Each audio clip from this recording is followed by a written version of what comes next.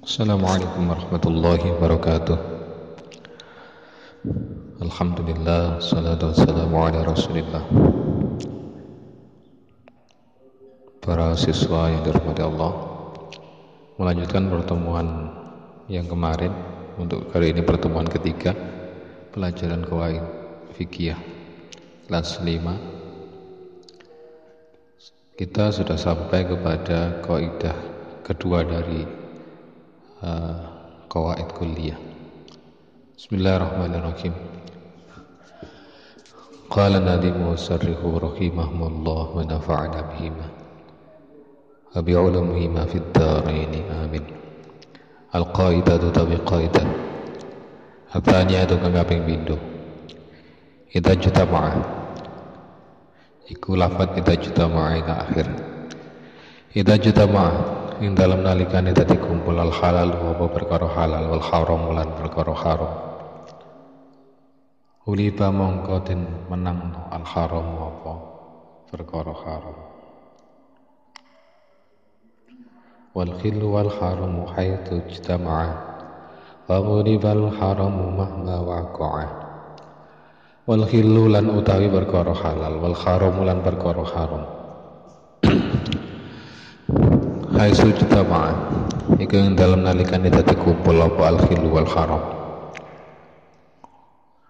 Faghdiba mongko den menangno al haram apa perkara haram mahma waqa'a ing dalem semangsane tumiba karone apa al khillu wal haram.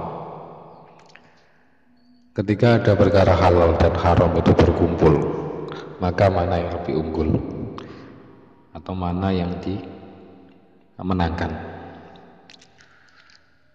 Menurut kaidah ini, kalau seandainya ada perkara halal dan haram itu berkumpul, maka yang lebih unggul adalah perkara haram.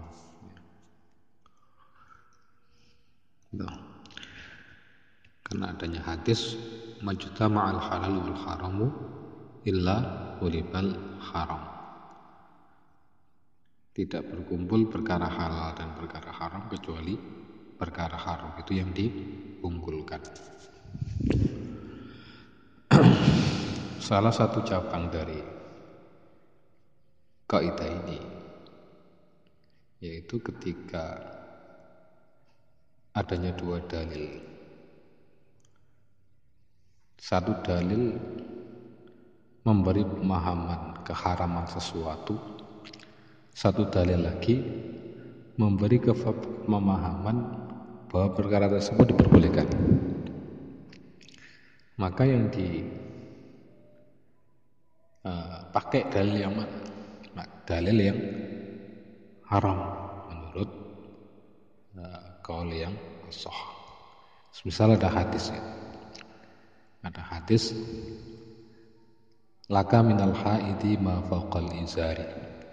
Laka kedue sira minal haidi saking wadon kang haid mau ta barang faqal izari.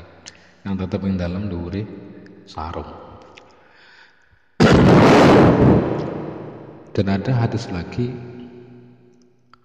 yang menjelaskan isna'u kulla syai'in illan nikaha. Isna'u wa gawiya sapa sira kabeh kulla syai'in ing sakabehing suci-suci illan nikaha kejaba jima. Dalil hadis yang pertama itu memberi kefahaman haramnya ma baina surra wa rukbah. Ya, berarti ma baina surra wa rukbah karena izar itu umumnya digawe antarane napa? Udel sampai dengkul. Sedangkan hadis yang kedua memberi kepahaman diperbolehkannya segala sesuatu kecuali jimat. Yang rapopo mohon sampai di pojok head, maka boleh apa saja kecuali jimat itu. Menurut hadis yang kedua, tetapi fayurjahu at-tahrim. Akan tetapi perkara tahrim, perkara haramnya itu lebih didahulukan hadis atau dalil yang menunjukkan haram itu lebih diunggulkan. Kenapa? Tujuannya adalah ikhtiyat, atau tujuannya untuk berhati-hati.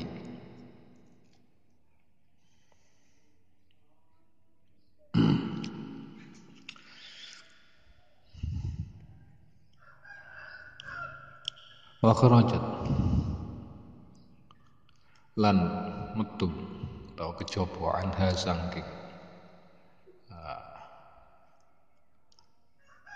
kaidah jitawaan sampai akhir. Ala bayanin ing atase ala bayan hale tetep ing atase keterangan. Asya upo bira-bira perkara. Kal ijtihad kaya ijtihad fil awani ing dalam bira-bira wadah. Hafiz tiapilan ing dalam bira-bira klambi. Bal fil mangsukhi.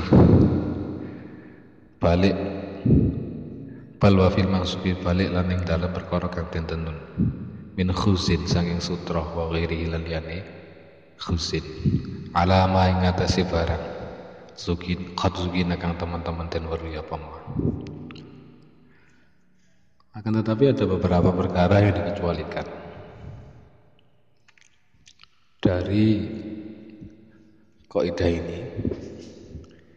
Di antaranya yaitu permasalahan di dalam ijtihad dua wadah ya, atau beberapa wadah. Apakah misalkan satu wadah iki najis, situ meneh suci. Tapi karena wadah yang padha sampean wis lali misal sing najis endi, sing suci endi, maka kamu boleh berijtihad memilih mana yang suci. Berarti ketika kamu memilih wadah yang satu suci, yang satu najis. Bukan keharaman yang diunggulkan atau dimenangkan, karena ini termasuk pengecualian. Termasuk lagi ya,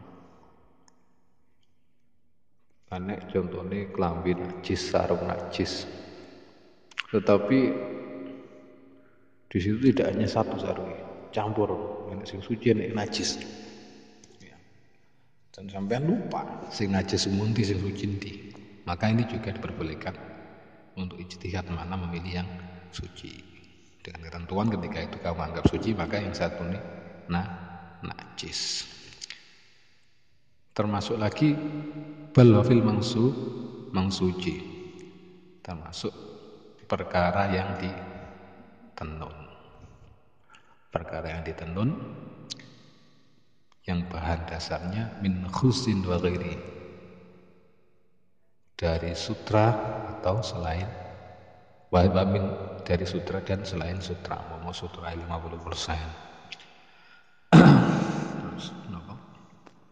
Liane sutra 50%. Maka sarung kamu tetap boleh dipergunakan. Biasanya sing kadang sarung-sarung BHS yang sarung mangga, sarung gajah duduk di boten. Sarung BHS, sarung klambi sing larang itu tetap boleh digunakan untuk laki-laki dengan ketentuan ya 50-50 tadi ya, sama-sama kedudukan sutrane ya 50, bahan yani sutra nggih 50. Walau romalan lamun balang sapa wong ito irin maring manuk pawako amung tumibo apa ta'ir bil ardi yang dalam bumi tumibo majruhan haliten jatoni pama tamung kemati apa ta'ir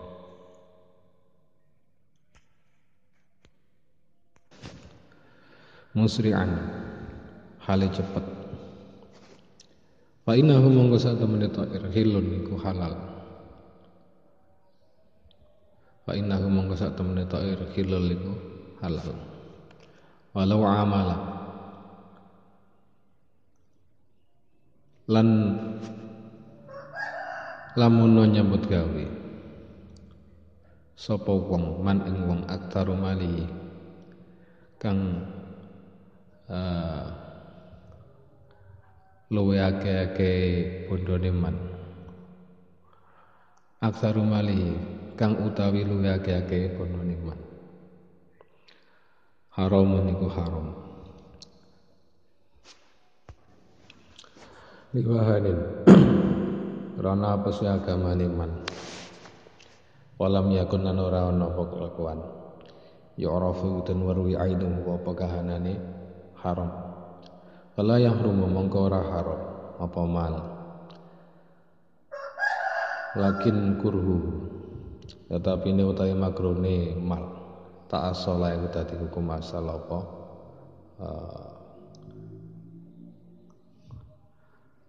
tak asola iku dadi hukum asal apa mal, awalak tak asola iku dadi hukum asal apa kurhu termasuk perkara yang dikecualikan, yaitu ketika ada seorang yang memanah burung ya. Dulu manah, saiki ngene mbak, setelah ditembak, setelah dipanah, ternyata burung tersebut itu jatuh dan dalam keadaan terluka. Kok panah sampean mergo tembak sampean. Mari ngono malah ruto kok mati. Maka bagaimana hukum burung tersebut itu? Karena kan tidak ketahui matinya yang sebab panahmu, sebab tembakmu, utawa sebab ruto. Kan gak ada. Kemarin ngono ruto langsung mati. Bendelok-delok wis mati. Maka kedudukan binatang buruan tadi, burung tadi tetap halal. Tetap halal.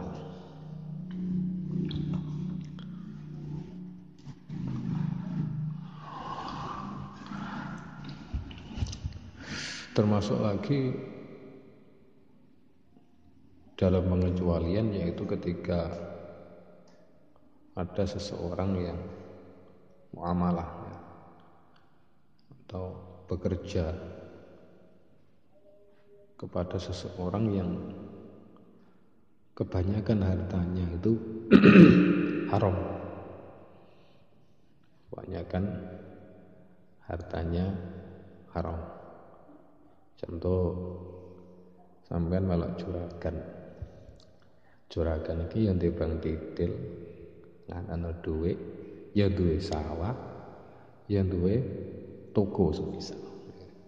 Kan memungkinkan uangnya dari hasil riba, memungkinkan uangnya dari hasil pertanian atau dari hasil jual beli.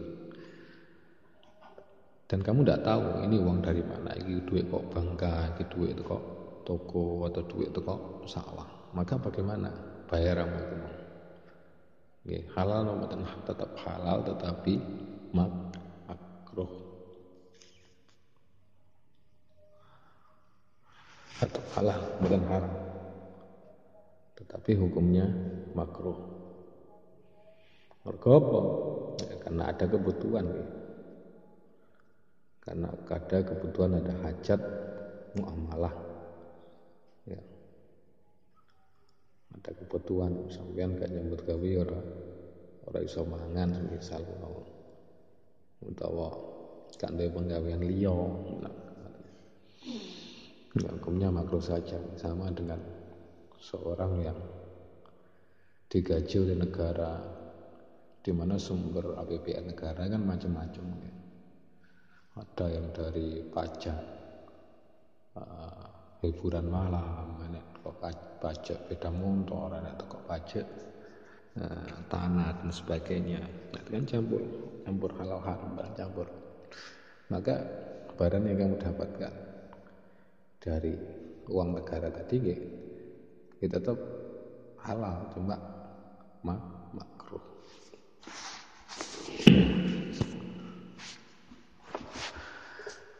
Maka terus teman-teman bicara tahrimahu ing harame madkur minal muamalah. Al-Ghazali sinten Imam Ghazali wa huwa lan utawi ra'yu Ghazali wa ra'a tahrimahu al-Ghazali minal akhwati iku setengah saking kaul kang luwih ngati-ngati fil maqali ing dalem pendapat. Akan tetapi di dalam kitab Ihya Imam Ghazali beliau berpendapat lain bahwa harta tersebut itu hukumnya haram. Jadi harta yang hasil muamalah dengan orang yang campur pondone enek sing haram, enek sing halal, itu hukumnya haram. Nah, kalau di dalam Fathul Mu'in, ya, dalam Fathul Mu'in itu di bab akhir yang tidak salah. Ketika kita muamalah dengan orang seperti ini, itu menurut Ghazali itu makruh. Tapi ketika sing haram kalau akeh, maka ya, siddatul karohah, jadi kemakruhannya itu sangat, jadi bisa jadi haram gitu. Ya, nek iso nek saged ya, dihindari ya, muamalah dengan seseorang yang memang hartanya bercampur antara halal dan haram. Dan nek gak bisa ya piye maneh.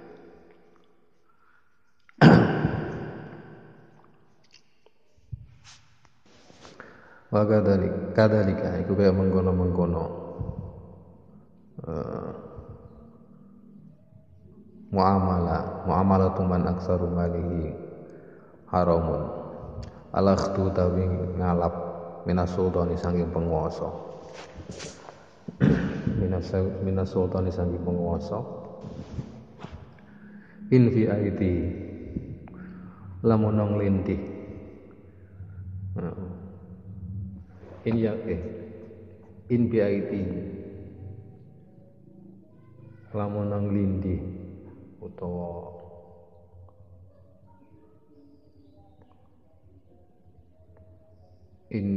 menonjol ya. In fi aidi lamun menonjol nglindih ing dalem kekuasaan sultan al haram apa perkara haram ya glibu tegese nglindih apa al haram khastabin mongko amre pertelo sapa sira. Termasuk lagi disamakan ya, dengan muamalatuman aktsaru malihi haramun, yaitu ketika kita mengambil sesuatu dari seorang penguasa yang mana penguasa tersebut itu hartanya harta di dalam kekuasaannya itu lebih unggul yang haram, haram itu lebih akeh ditimbang halal. Nah, itu juga sama. Kalau diibaratkan seperti apa? Seorang yang bekerja kepada negara, sedangkan penghasilan negara tersebut akeh harami, ya pajak akeh harami. Tapi kalau di Indonesia ya pajak-pajaknya masih banyak yang halal dibandingkan yang haram. Yang haram tidak seberapa. Tapi kalau di Indonesia ya tadi sebagian besar pendapatannya masih halal. Pajak-pajaknya masih halal, yang banyak dibandingkan ya ada yang haram tapi tidak seberapa. Ya, pabrik minuman keras juga seberapa. Perjudian yang legal juga tidak ada gitu. Berbeda dengan negara-negara yang sebagian besar penghasilan dari negara tersebut itu haram ya. Makau lah. Menurut pendapat Imam Ghazali, harta yang didapatkan dari seorang penguasa yang seperti ini itu haram, ya, haram.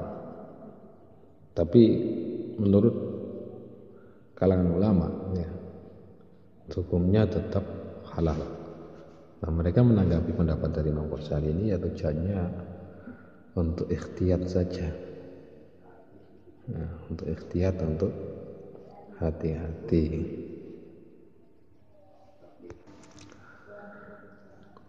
Wasyatulan utai wedhus mahma ta'talif iku ing dalam semangsane mangan, mahma ta'talif iku ing dalam semangsane mangan apa syat ya haramin kelawan perkara haram, malah mongko utawi daging syatun wadaruha lan bawane syatun sifnifatan usawa sira bil hili kelawan perkara halal. Termasuk lagi perkara yang dikecualikan, yaitu ketika ada seekor kambing sing dipangan itu kok panganan haram, suket haram, ya. Ketika golek suket itu ngawur, tandurane wong, tebune wong, haram. Tetapi meskipun makanannya itu makanan haram, daging dan susunya kambing itu tetap halal, ora kena mengharani haram, tetap halal. Gitu. Kata, itu kayak menggono al-madkur min usulil mustasnayat. Ida mastuhnika yang dalam nalikane den lebur al haramu apa perkara haram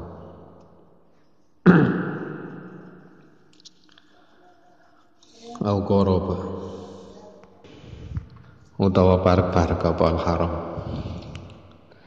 al istihlaka ing den lebur fima ing dalam keterangan qatra au kang teman-teman wis wicara sapa ulama ing mah.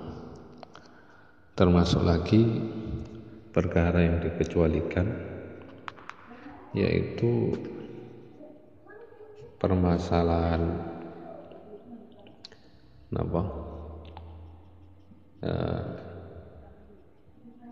istihlahul haram atau hilangnya sifat keharaman. Contohnya apa?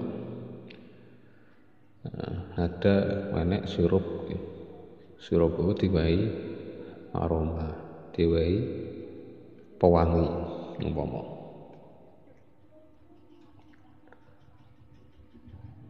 pewangi. Wangi krom ini kan buatan asal wangi-wangian. Nah, ketika dia minum sirup yang ada pewanginya kayak gini, apakah ya, apakah tidak boleh gitu. Padha karo napa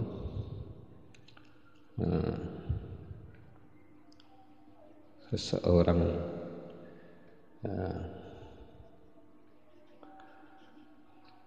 yang cengkeh itu kan mempunyai bau yang harum juga, mempunyai bau yang harum. Nah, ketika orang yang ihram, apakah tetap boleh menggunakan cengkeh rokokan gitu istilah? Ketika disamakan bahwa cengkeh itu sebagai pewangi kan pada hakikatnya enggak boleh. Tapi ada permasalahan yang namanya istihlakul haram. Di situ enggak jelas. Wis gak jelas ora ketok endi pewangi ini, endi campuran liyane, ngono ki. Makanya semisal sirup tadi ketika diminum oleh orang yang ihram, ya mboten napa-napa, tidak haram meskipun sebelumnya dicampur dengan pewangi Soalnya ini sudah tidak bisa dibedakan lagi antara pewangi dan sirupnya mang. Rokokan bisa ya jenenge rokokan karo baku ora iso dibedakno, dibuka ketok bedane apa rokokan buka. Ya, seperti itu masalah seperti itu namanya permasalahan istihlakul haram, menghilangkan sifat keharaman. Ada yang boleh-boleh mawon.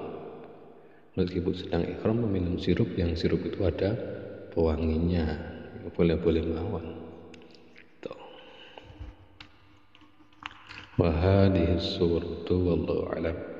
Cukup sekian materi untuk kali ini. Semoga memberi manfaat. Semoga mudah dipahami. Ya. Kalau seandainya ada yang belum paham, silakan ditanyakan nanti pada pertemuan daring kita. Akhirul kalam, assalamualaikum warahmatullahi wabarakatuh.